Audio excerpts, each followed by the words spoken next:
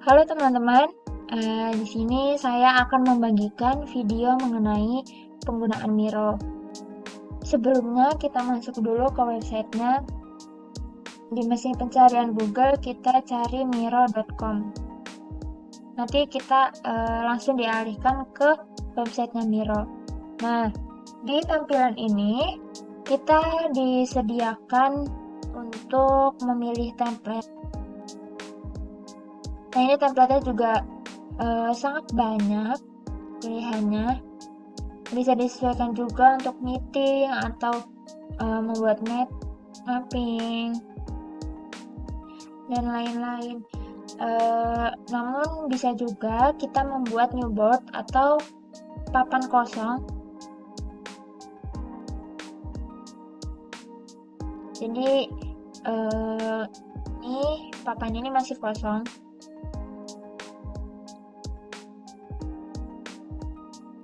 Namun kalau menambahkan template dari sini juga bisa. Misalkan kita menggunakan template ini.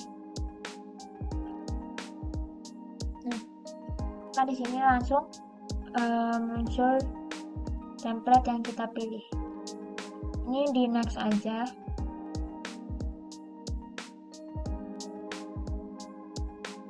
Nah, di sini saya akan menjelaskan toolbar yang ada pada aplikasi Miro. Jadi toolbar yang pertama ini adalah menu board dan board settings. Di sini ada logo Miro. Ini kalau kita klik ini kembali ke dashboard Miro, kembali ke halaman awal.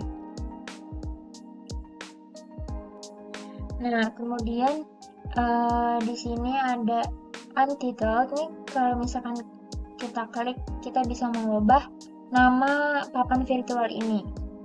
Jadi misalkan peran tab. Nah, ini langsung terubah. Kemudian di sini ada main menu. Main menu ini juga fiturnya ada banyak. Ada board ini kita bisa menambahkan papan, bisa mengopi, bisa pindah ke papan lain, menghapus, mengubah nama, background color. Jadi misalkan backgroundnya mau biru atau hitam, light gray.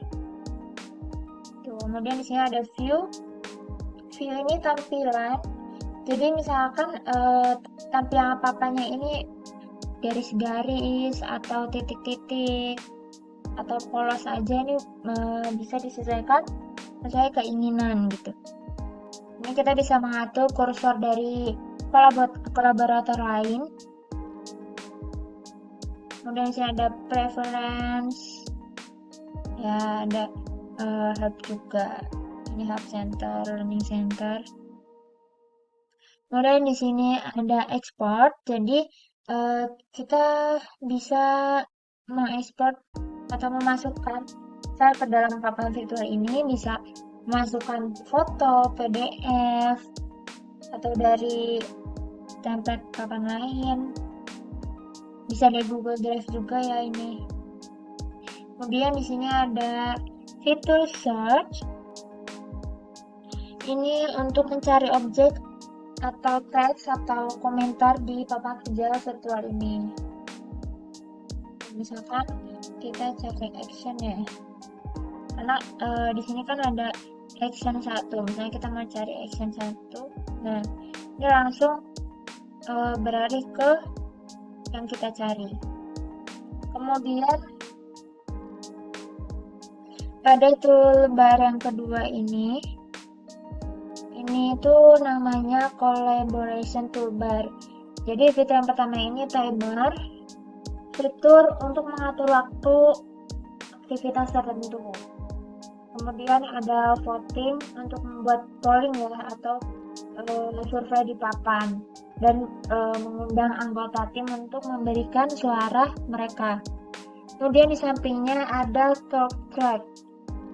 Ini fitur untuk merekam video dan audio interaktif yang menjelaskan papan kerja ini gitu. Kemudian ada estimation, fitur untuk melakukan estimasi kerja secara kolaboratif di papan kerja ini. Kemudian ada note, ini kita bisa nulis note, ada to-do list, meeting agenda, project summary, workshop notes, dan board annotation. Kemudian di samping ini ada more apps. More apps ini fitur untuk menghubungkan papan Miro ini dengan lebih dari 130 aplikasi kurang lebih. Nah ini kita bisa menggabungkan dengan aplikasi lain yang tersedia. Ini cukup sangat banyak. Kemudian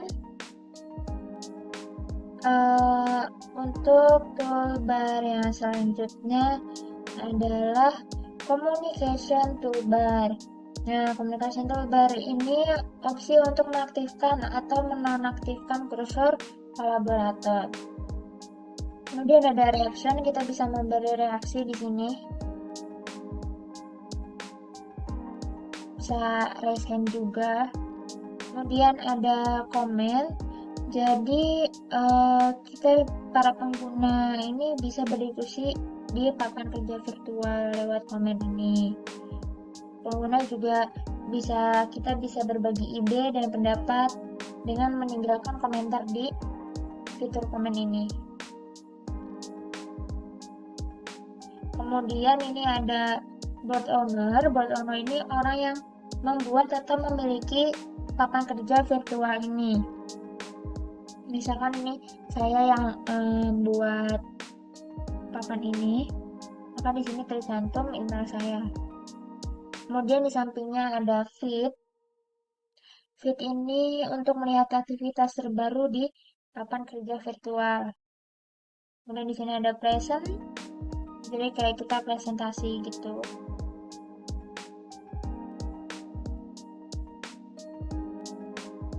Kemudian di sini ada share, kita bisa membagikan papan kerja virtual ini dengan kolaborator lain.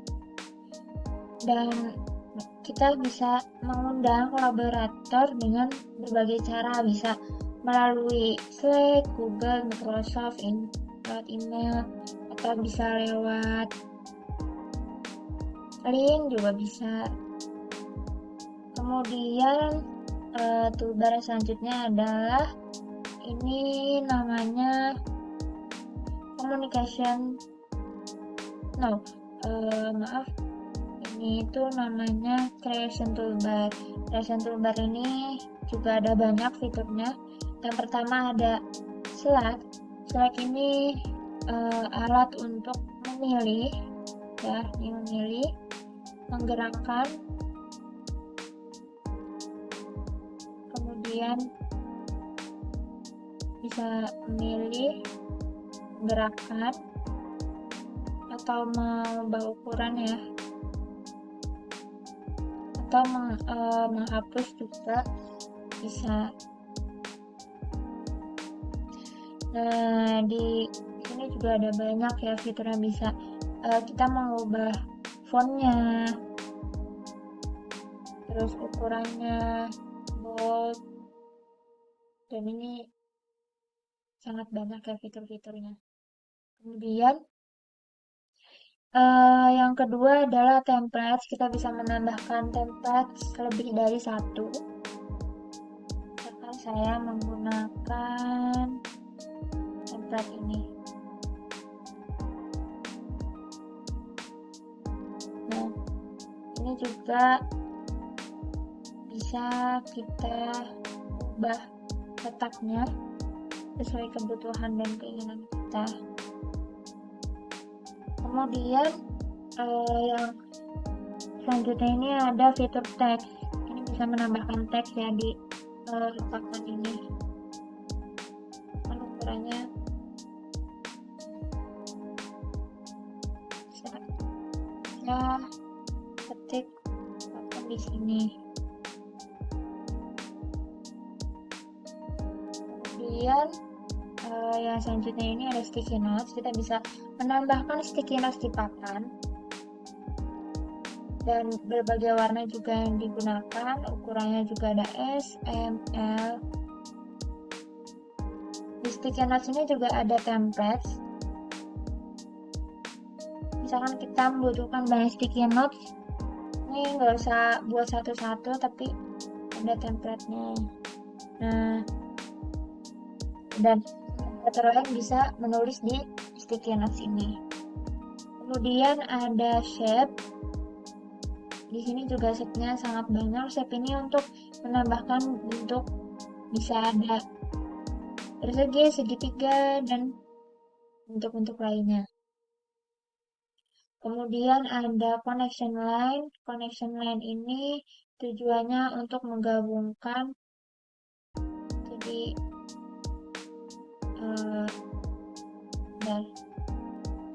connection line ini untuk menghubungkan objek papan dengan garis lurus atau melengkung. Jadi misal kita menggabungkan ini dengan ini gitu, dan ini juga bisa kita ubah untuk bentuknya. Kemudian selanjutnya ada pen. Pen ini untuk menggambar bebas ya, garis bebas di papan. Ini bisa kita gambar-gambar. Kemudian di sini ada more apps. Ini alat tambahan dari aplikasi yang bisa dihubungkan ke Miro. Kita bisa membuat, misalkan membuat tambahan fitur chat. Ini ada, bisa nambah ya. Kemudian di sini ada tombol undo dan redo yang bisa digunakan untuk membatalkan, atau mengulangi aksi yang sudah dilakukan di papan kerja virtual. Di pojok kiri bawah ini ada namanya board overview. Board overview ini untuk melihat informasi dan pengaturan dasar dari papan kerja virtual di Miro ini. Dari board overview, kita bisa mengubah judul, deskripsi, cover image, dan proyek papan. Ini bisa kita ubah-ubah. Kemudian pada toolbar yang terakhir ini, namanya itu zoom contrast dan navigation toolbar. Nah, di sini ada full screen. Kita bisa tampilan penuh ya. Nah, kemudian ini ada pin map untuk menampilkan peta mini dari area kerja yang dapat digeser untuk berpindah ke area yang diinginkan, gitu. Kayak peta mini gitu. Kemudian di sini ada to screen untuk menyesuaikan tampilan area kerja supaya sesuai dengan ukuran layar. Kemudian ini untuk di sini juga ada zoom in untuk memperbesar dan memperkecil ya ini. Nah, ini juga kita bisa atur berapa persen, misalkan mau di zoom 100% atau di zoom out 15% gitu. Kemudian selanjutnya ada fitur learn and inspire. Ini galeri online yang menampilkan papan-papan Miro yang dibuat oleh pengguna lain. Ini untuk kayak tutorialnya gitu. Kemudian di sini ada learning center, misalkan ada yang kita bingungin, ini kita bisa belajar di sini. Kemudian di sini ada Miro Assist. Miro Assist ini fitur baru yang menggunakan kecerdasan buatan untuk membantu melakukan pekerjaan lebih cepat dan mudah di Miro. Jadi seperti AI gitu. Nah, itulah beberapa fitur-fitur menarik yang bisa digunakan pada Miro. Semoga video ini bermanfaat. Terima kasih.